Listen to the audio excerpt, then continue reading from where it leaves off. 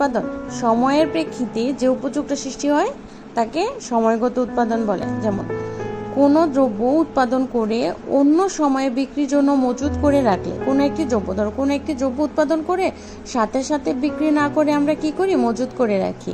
এই মজুদের বিনিময়ে বা মজুদের ফলে যে উপযোগটা এক্সট্রা তৈরি হয় তাকে সময়গত উপযোগ বলে। যেমন ধান, আলু, ডাল কিছুদিন মজুত রেখে সংকটের সময় বিক্রি করলে উপযোগ বৃদ্ধি পাওয়া যায়।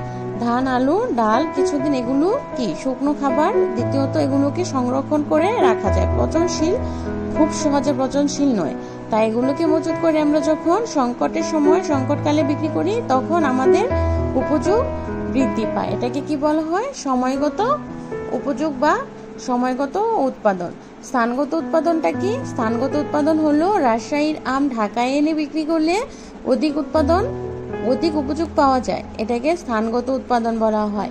আবার গ্রাম অঞ্চলে শাকসবজি বা শহরের তুলনায় বেশি পাওয়া যায় বলে গ্রাম থেকে শহরে সবজি নিয়ে আনলে উপযোগ অধিকতর বৃদ্ধি পায়। এটা হচ্ছে আমাদের স্থানগত উপযোগ। আর সময়ের প্রেক্ষিতে বিক্রি করলে সেটা হচ্ছে আমাদের সময়গত উপযোগ।